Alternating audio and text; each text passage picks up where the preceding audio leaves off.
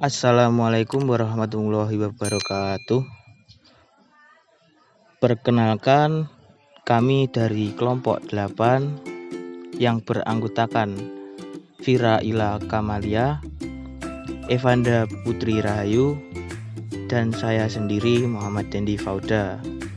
Di sini kami akan mempresentasikan materi tentang An-Nahat atau akronim.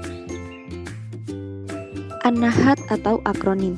Definisi akronim dalam bahasa Indonesia adalah singkatan yang berupa gabungan huruf awal, gabungan suku kata, ataupun gabungan huruf dan suku kata dari deret kata yang diperlukan sebagai kata. Akronim ini berasal dari bahasa Yunani, yaitu kata akros yang berarti paling tinggi dan onima yang berarti nama. Secara etimologis, mempunyai makna nama yang paling tinggi atau paling agung. Akronim ini merupakan singkatan yang dibentuk dari huruf-huruf kata uraian.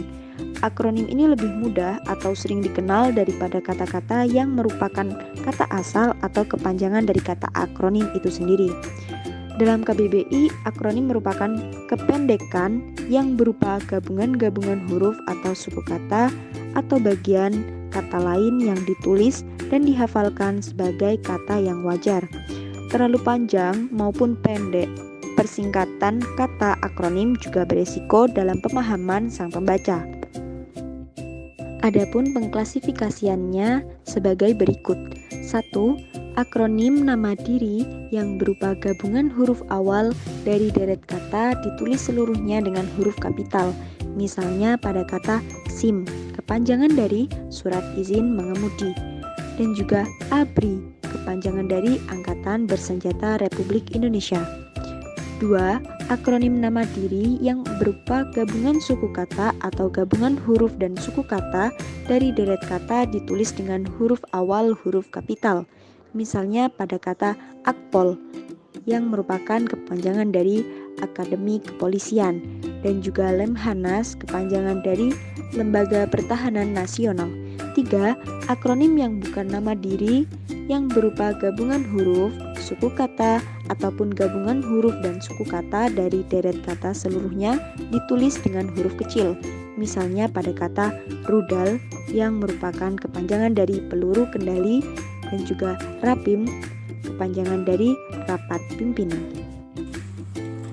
Definisi An-Nahat dalam bahasa Arab. Istilah An-Nahat dari segi bahasa berasal dari kata ta, yan, ha, nahtu yang mengandung makna memahat, menata, dan mematung. Sedangkan kata An-Nahat menurut istilah diartikan sebagai formulasi dua kata atau lebih menjadi satu ungkapan baru yang menunjukkan makna aslinya. Menurut Emil Badi Yaqub, An-Nahat dalam bahasa Arab diklarifikasikan menjadi 4 macam, yaitu 1. An-Nahat An-Nisbi, yang kedua An-Nahat Al-Fi'li, yang ketiga An-Nahat Al-Ismi, dan yang keempat An-Nahat Al-Wasfi.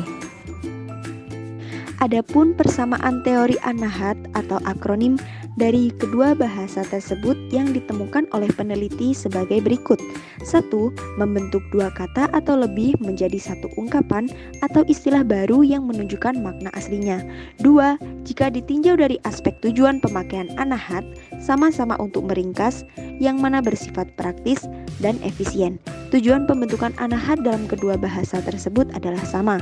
3. Dalam bahasa Arab dan bahasa Indonesia, teori An-Nahat atau akronim berbeda definisinya dengan ikhtisor atau singkatan, meskipun ada sebagian ulama bahasa yang menganggapnya sama.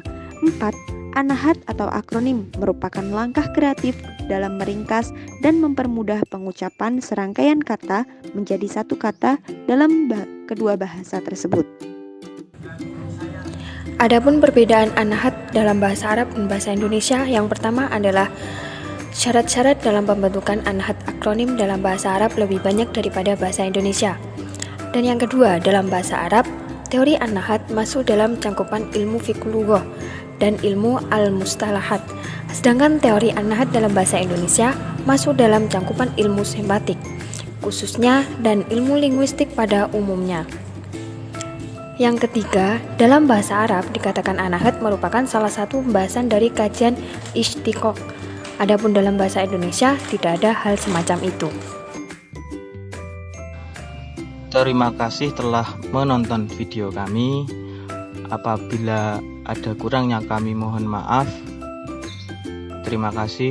Wassalamualaikum warahmatullahi wabarakatuh.